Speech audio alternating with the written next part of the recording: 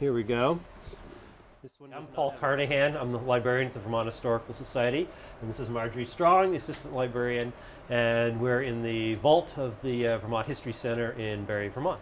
We've got a photo album created by George Houghton, a Vermonter, who went down to view and take pictures of the Vermont troops during the Civil War. Houghton presented this album to us in 1863 after he had returned from his third trip to Virginia, taking pictures mostly of Vermonters in camp, but also of some other scenes that he saw. One of the scenes that's often reproduced is this one of a family of slaves at the Gaines house. Right below it is a photograph of some of the Vermont officers. And some of the other pictures in here show some of the batteries that they were using, Mott's battery and Ayer's battery, that were involved in this. And there are photos here showing the aftermath, the burial grounds of the soldiers. Those photos get used a lot. There's Ayer's battery crossing, I think, a dam down there. Lee's Mills. Yeah, Lee's Mills, which was one of that series. One of the battles took place at Lee's Mills. And there's a wonderful photo people will potentially recognize because he used it on the cover of his book for the Civil War. This picture sort of shows them all, lined up in their full flush of glory, waiting to basically, take on the South and defeat it. And with the American flag fluttering there above them, I think that adds to the atmosphere as well. Here's another image that shows what camp life looked like. That one's actually at Ford's Mill at Wolf Run Shoals. And then the one below it there, Camp of the 13th, shows how they had to cut down trees to create their camps. Yeah, we have one great letter where one of the soldiers is saying, "We camped in a clover field." And he says, "Now the only clover we can find is there's 3 of them growing in the corner of my tent." I mean, they reduced this whole field into mud. First of all, these are original gelatin print photographs. These were the prints that Houghton created in his darkroom in Brattleboro. So it's nearly one-of-a-kind item. The second reason is because it's a Vermont photographer. We're the Vermont Historical Society. I think he was the only Vermont photographer who went down to the Civil War and recorded it in this way. And third, I guess because it shows what Vermonters were doing. Vermont's very proud of its Civil War heritage, and this documents a portion of that. I mean, it mostly shows camp life. But it shows the names that we're now familiar with as significant Vermonters who participated in that bloody conflict. He was also affiliated with Brady. I mean, this is the same school of photography that was going on, and it was a very new school. They'd never done this before. Taking pictures of people on site in the battlefield. In the battlefield was totally new. Up to this time, they were mostly taking photographs in the studio. Yeah, portraits. Exactly. And there are lots of studio portraits of Civil War soldiers. Those are floating around all the time, but photographs taken in the field are much more unusual. Speaking of the early period, we have here a book by our Revolutionary War hero, Ethan Allen. This volume is called Reason, the Only Oracle of Man. And it's his deist tract. Ethan Allen was, in addition to a sort of a frontier hunter and blacksmith and revolutionary, yes. He also envisioned himself as a enlightened philosopher, although he didn't have any formal schooling. And this book he published in 1784 in Bennington, which at that point was one of the largest towns in the state of Vermont. and it lays out his religious philosophy that the deity can be ascertained through nature, and that one does not need established religion. He was very much an anti-establishment type of person, Yes. both in his politics and in his religion. This is a very rare volume. I'm not sure how many there are I think in existence. supposedly there were 34. What happened was when he published it, it was in a warehouse, and the warehouse was struck by lightning and burned. And of course, everyone then said, okay, that was because God was smiting him for this kind of tract. So about, I think 34 copies were supposed to have survived. I don't know how many have survived from that small batch, how many are in other libraries. I mean, there are some around, but it is a very rare book to get in this particular edition.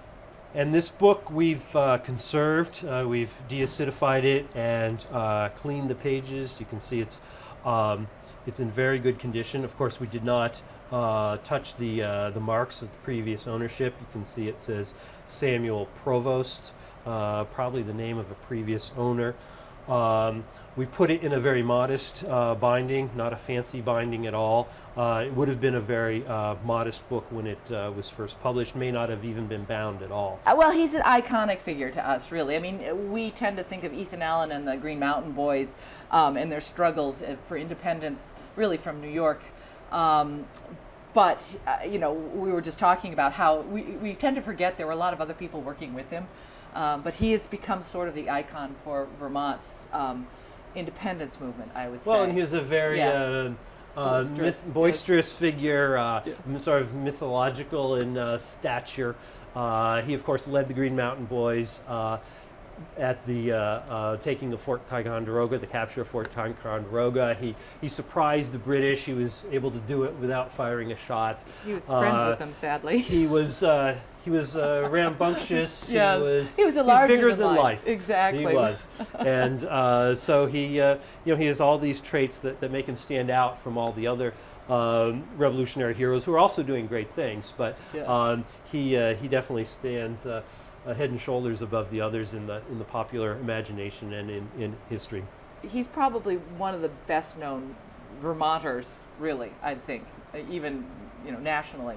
Sure. People associate him very much. So he's ours, and we've embraced him. Exactly. However, at times mythological some of the stories are, we still enjoy them. What do you have there, Marjorie? I just picked up the Blind African Slave. This is a really interesting little book that was kind of forgotten, I think, until a recent scholar picked up on it. And she was having a difficult time even getting a hold of it. See, the title page of our copy, sadly, is lacking. But she discovered this and realized that... She being Carrie Winter, the exactly. editor of a recent reprint of this book. Exactly. She discovered this book, and in our collection, as Paul pointed out earlier, it was classified as fiction. Now, she in her studies realized that this was actually a very early and very significant slave narrative. It was told to a gentleman by the name of Samuel Prentice, who's listed here on the title page as the author. He was writing in St. Albans, which is on Lake Champlain, in August of 1810. But he evidently befriended the slave, who had several names. Yes. The easiest one of which is Geoffrey Brace. He was also known as Boirero Brinch. And he actually is very interesting because he was a slave in Connecticut, and people do forget that New England had slavery as well. And one of his fellow, it wasn't a slave, he was an indentured servant, but someone he knew there was Matthew Lyon, who became a very well-known figure nationally. Vermont senator. Vermont senator, and then he went off to Kentucky. And became a senator again. One of the few people who've represented two different states in the U.S. Senate. Exactly. In fact, there may be only a couple who've done that. Yeah. But anyway, getting back to Geoffrey Brace. Yes, he actually fought both in the French Indian War And then in the Revolutionary War, and during the Revolutionary War, he was promised his freedom if he fought. So he actually was manumitted and began moving north, because Vermont at that point in its constitution had eliminated slavery of adults. You have to kind of be careful about that point. But Vermont had eliminated that, so he felt it was a safe place to move with his family. He moved into southern Vermont, ran into some difficulty because yes, there was no slavery here, but people still were fairly prejudiced and felt that blacks were unable to raise their children correctly. So they spent a lot of time trying to take his children away. He kept moving north until he got up to Georgia, Vermont, which is very close to St. Albans, and that's where he settled. And as I said, he became a friend of this lawyer. And so this is the story of his saga, of his life. And in fact, here's sort of a representative example. Yes. He writes, "The next spring I said to one of my neighbors, if Gorham pulled down my fence and destroyed my crops that year, I should be tempted to burn his barn. For this I was arrested and tried by 2 justices who, on fair and full examination of the matter, honorably acquitted me." So he had, at length Gorham swore he would whip me, and when I went up to him in order to take it, he would run away from me and thereby save me from a good drubbing. And to wind up this scene of difficulty, we had each of us an excellent ram. They met, and as I suppose mine so maimed his that he died of the wounds. So he had some struggles with his neighbors, which it's interesting because he, one of the most significant things about this book was that when he was captured from the slave during the slave trade, he was actually older than many children. He was a teenager. So he remembers Africa, and in his book he describes his life in Africa and his life here in America, and that's actually a fairly unusual story that is not told very often, and that's why scholars are so interested in this particular book. The fun part is that he did settle here, he stayed here, he died here, and he and his wife and his children remained here, and there are still braces in St. Albans area today, so the family is still. Although many of them didn't know their family history. They did not know until Carrie Winter started to dig into the interesting story. Yes, exactly. They did not know that many of them were had intermarried, and so were not visibly African American in origin. Okay, let's get the album by Grace Coolidge that documents the Coolidge family during their White House years and before. Part of the Coolidge family papers. We have one box that's just photographs, and then several boxes of other documents. Photographs are heavy, and the album should be in the back of the box here. Here it is. Unfortunately, it's on black acidic paper. There's not much we can do about that because we don't want to change the artifact nature of the album itself, and it's starting to crack. Some of these pages are separating. This is a photograph of Calvin Coolidge the day before he became president. He was in Plymouth, Vermont, visiting his father, doing some chores. This is a press photograph, so he did have the press along with him. You can see that they took one photograph here of him with his suit jacket on, and then another one of him without the suit jacket on. Coolidge was really pretty well versed at using the press to his advantage. The fact that he was from Vermont was a help in his political life, and he used it. He visited Plymouth several times when he was governor of Massachusetts, and then later vice president and president. Anyway, this is when he was doing chores in Plymouth. The next day he would be president of the United States. Warren G. Harding died unexpectedly. Coolidge was sworn in his father's living room by his father, who was a justice of the peace. They later re-administered the oath of office when he arrived back in Washington. I like this album because it has, in addition to the photographs by press people, it also has some family snapshots in it, some more informal pictures. This is a picture of one of the Coolidge sons, John Coolidge, when he was doing military training at a camp in Massachusetts. And then there's one here of his brother, there we go, Calvin,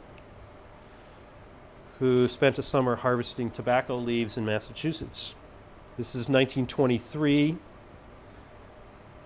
Calvin would later tragically die in the White House. He got an infection after playing tennis. We didn't have the antibiotics that we have today, and he passed away in the White House. It was a tragic event for the Coolidge family, as you might expect, and some say that it's the reason Calvin Coolidge didn't run for re-election. In 1928, he declared, "I choose not to run for the presidency," and he dropped out of political life at that point. There's a picture here of happier days. The Coolidges, as a young family, lived in Northampton, Massachusetts. They rented a house, half of a house, a duplex. Coolidge never owned his own house until after he was president. There's young Calvin in at the front steps of the house in Northampton, Massachusetts. You can see it's not a particularly well-organized album. It's sort of, I think, the photographs were put in here as Grace Coolidge decided she wanted to have them shown. Okay, here's the photograph that I was looking for, the informal photographs. This is the Coolidge family, or part of it, at the White House. You can see someone has said something funny. President Coolidge is laughing at whatever's going on there, sharing a nice family moment together.